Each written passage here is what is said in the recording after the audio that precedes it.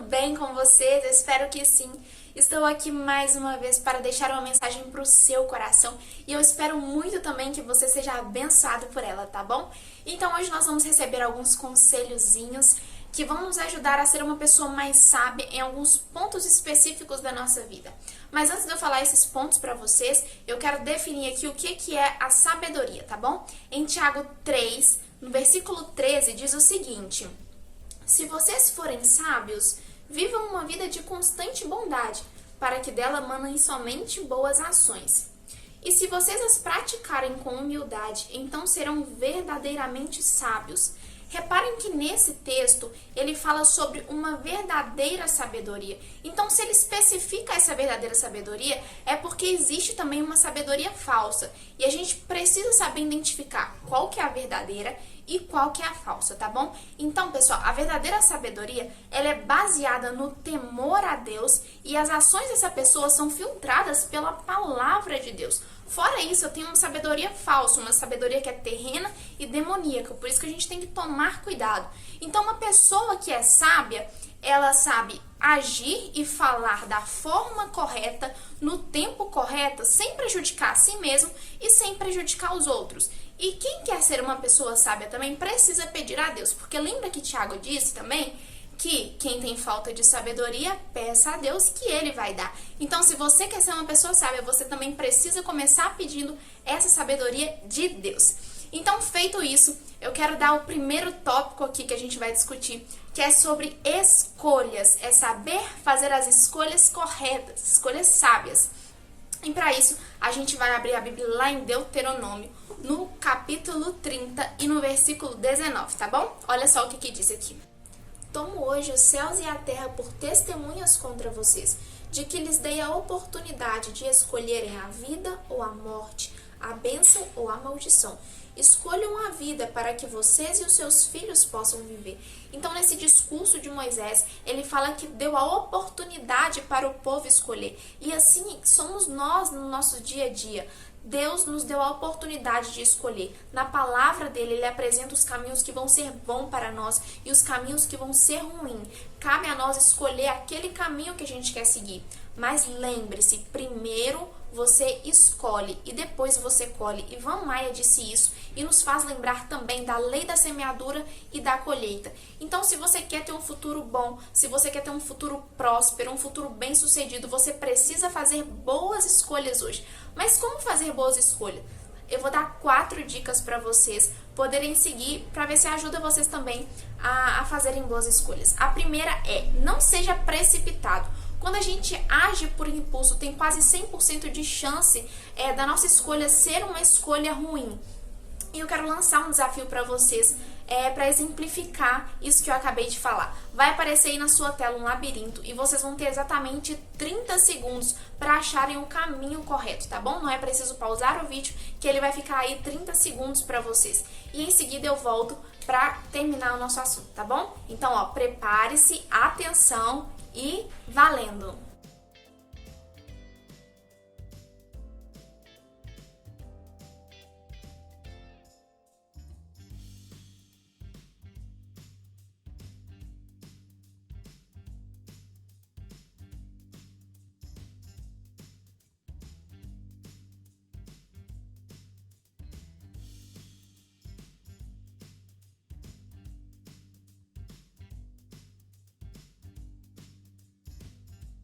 Voltei. Provavelmente isso foi um pouquinho complicado, né? Isso porque eu acho que se tivesse mais tempo para você poder analisar ou uma pessoa aí te ajudando, você certamente conseguiria achar o caminho mais rápido e o caminho correto também. E assim é a nossa vida. Quando a gente tenta fazer as coisas de forma precipitada, a gente acaba errando, a gente acaba tropeçando. Então a primeira coisa a se fazer é não ser precipitado, é parar, analisar a situação e buscar de Deus aquilo que é mais correto fazer, tá bom? E o segundo passo, já agregando o terceiro também, a gente tem a oração e a leitura da palavra. Porque através da oração e da leitura da palavra, a gente cria, né, a gente consegue uma intimidade com Deus, a gente conhece os caminhos de Deus, a vontade de Deus para nossa vida. E quando a gente sabe qual que é a vontade de Deus para nós, a gente consegue fazer boas escolhas, porque a vontade de Deus ela é boa, ela é perfeita e ela é agradável e é específica também para cada pessoa, né? Como é o caso do propósito e de algumas outras coisas também. Por isso que a gente tem que buscar de Deus, buscar intimidade, buscar conhecer a palavra dele. Então lembra, não seja precipitado, ore, peça a Deus para te dar direção e busque através da palavra dele, porque a palavra dele também tem todas as informações que a gente precisa para nossa vida inteira. E por último, mas não menos importante, tem o pedir conselhos. Olha só o que a Bíblia diz em Provérbios, no capítulo 15 e no versículo 22. Vou ler para vocês e diz o seguinte: quem pensa que pode vencer na vida sozinho, vai fracassar totalmente. Quem procura ajuda e pede conselhos, será bem-sucedido. Então, esse texto de Provérbios, ele traz dois finais para a vida de uma pessoa: o fracasso e o sucesso, né? O fracasso e o ser bem-sucedido. E o que a pessoa precisa fazer para ter um fracasso no final da vida dela? É não pedir conselhos. E se alguém quer ser bem-sucedido, o que ela precisa fazer? Pedir conselhos. Deus sempre coloca pessoas que são mais inteligentes, que têm mais discernimento na nossa vida, que já viveram mais. E a gente precisa saber identificar essas pessoas e ir até elas para pedir conselhos. E pedir conselho, pessoal, é uma demonstração de humildade, porque é reconhecer que eu não sei tudo e que o outro pode me ajudar nisso. E é inteligente também, porque eu e você, nós sabemos que em algum momento da nossa vida nós vamos errar. Mas tem alguns erros que podem ser evitados. E eles são evitados por conhecer o erro das pessoas. Porque quando a gente conhece onde alguém caiu, a gente pode evitar cair no mesmo lugar, não é? Então é através dos conselhos que a gente obtém essas informações também. Por isso que é uma pessoa mais inteligente. Então, pessoal, eu espero que você seja uma pessoa mais sábia também nas suas escolhas. E nós temos aí um próximo tópico que é de suma importância também. E nada mais, nada menos do que a Babi para falar pra gente, né? É isso aí, Dani. Agora eu vou falar sobre um lugar e um grupo de pessoas onde a gente tem que exercer sabedoria num nível, assim, extremo. Sabe onde que é esse lugar? A nossa casa, com a nossa família. Vou colocar a nossa casinha aqui. E vocês devem estar olhando pra ela e pensando assim: nossa, mas essa casa tá estranha, não tá? Sim, realmente ela está estranha, mas nós vamos construir ela durante o nosso vídeo, ok? E é o seguinte, gente, a nossa casa, quando ela tá assim, sem harmonia, sem paz, sem um lugar onde oferecer refúgio pra gente, essa casa é assim, uma casa sem graça, uma coisa meio assim, sem estrutura, né? A gente olha pra ela e fala assim, a gente percebe, tá faltando alguma coisa que é essencial nela. E, gente, uma coisa assim que é fato, a vida já cerca a gente com muita preocupação, com muito motivo de tristeza, que a gente pode acabar sofrendo.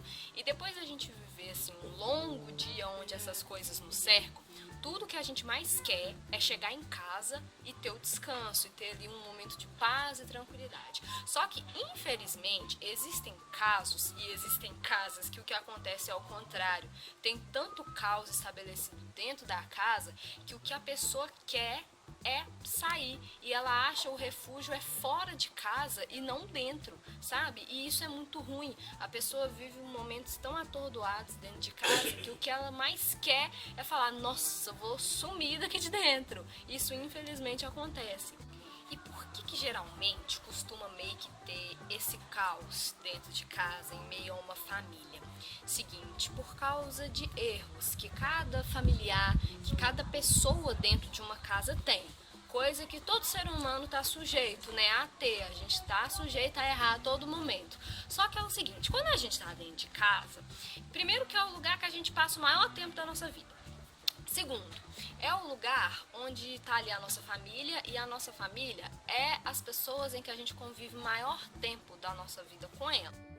Então, por causa desse grande tempo de convívio vivência, é muito mais fácil a gente errar e ver o erro dos nossos familiares também dentro da nossa casa, sabe? É muito tempo estando junto, é mais fácil ter conflito, é mais fácil brigar, entendeu? É mais fácil de estressar. Então, assim, peçam a Deus muita sabedoria para poder lidar com os relacionamentos de dentro da sua casa. Sabe por quê? Lá em 1 Timóteo, capítulo 5, versículo 8, fala o seguinte: mas qualquer um que não cuida dos seus próprios parentes quando eles necessitam de ajuda, especialmente aqueles da sua própria família, negou a fé e é pior do que os que não creem. Então, pensa no seguinte: do mesmo jeito que você tem um ministério, você tem um chamado no reino de Deus, mesmo que você ainda não tenha descoberto, todo mundo tem. Do mesmo jeito que você tem um chamado no reino de Deus, você também tem um ministério muito importante, que é cuidar da sua casa. Esse ministério, se você não desenvolver ele bem, não importa tudo que você faça no reino de Deus, porque, como diz o versículo, você vai estar sendo pior do que aqueles que não creem em Jesus. Então, tenha sempre isso com você, de cuidar daqueles que fazem parte da sua família. E assim você vai construindo ela. Cuide da sua família justamente nessa questão dos erros. Em primeiro lugar, cuidando de você. Seja melhor a cada dia, sabe? Tenta se superar. Se você tem alguma coisa que você faz que tá magoando, que você vê que não tá legal, melhore. E em tudo que você vê que a sua família tá errando com você, tenta ajudar eles também, sabe? E para isso, eu deixei o telhado por último, para você usar isso aqui, ó, para poder melhorar esse convívio, sabe?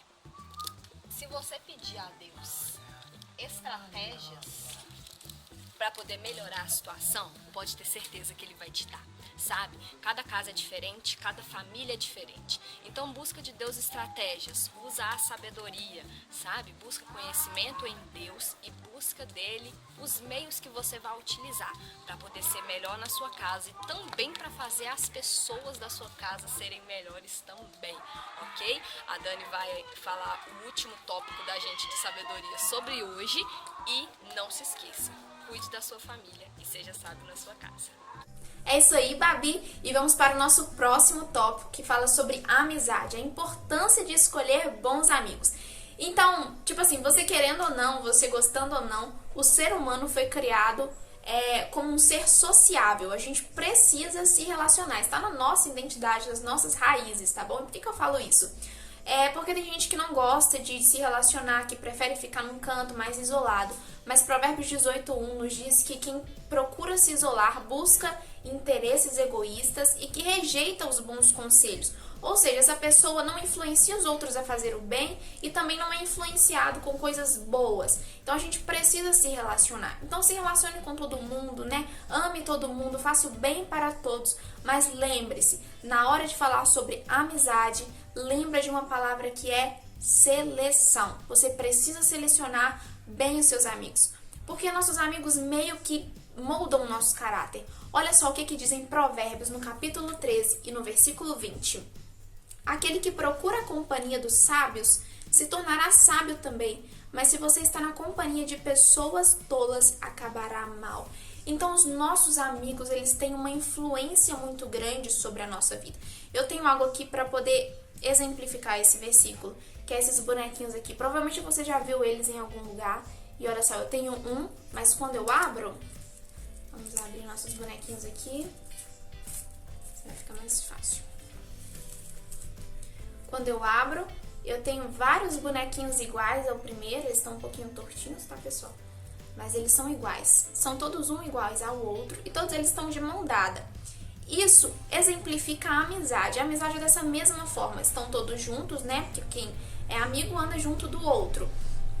E todos se tornam iguais. Eu sei que parece meio estranho isso, é difícil de concordar, porque tem pessoas que a gente gosta tanto que a gente não quer desfazer a amizade. Mas antes de entender, antes de concordar, a gente precisa obedecer à Bíblia. Porque depois nós vamos ver que essa foi a melhor escolha da nossa vida e que a gente fez algo correto. Então, quando você for selecionar os seus amigos, pense no que você quer para o seu futuro. Você quer ser uma pessoa mais sábia? Você quer ser uma pessoa mais inteligente? Você quer ser uma pessoa que é mais próxima de Deus, que vive mais experiências profundas com Deus? Então se relacione, seja amigo desse tipo de pessoa, porque assim como a Bíblia nos diz, as amizades moldam o nosso caráter. Então seus amigos vão te ajudar a chegar aonde você quer. Mas lembre-se, sempre se relacione com todas as pessoas, tá bom? Nunca exclua ninguém, mas na hora de falar sobre amigos, saiba selecioná-los. Lembra que Jesus lá tinha 12 discípulos, mas apenas 3 que andavam mais perto dele.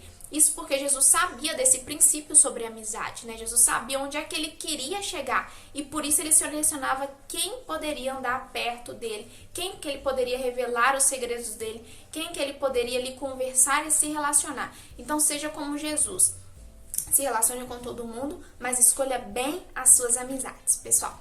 E nosso assunto não termina nesse vídeo, apesar do vídeo estar terminando agora, tá bom? Então não perca ao longo dessa semana os vídeos que serão postados do Saron Kids, porque eu e a Babi continuaremos esse mesmo assunto da próxima vez que nós voltarmos. Por isso é importante que você acompanhe, tá bom? Eu amei o vídeo de hoje, eu espero também que vocês tenham gostado, que tenha sido bênção para a vida de vocês, tá bom? Então um grande beijo e até a próxima!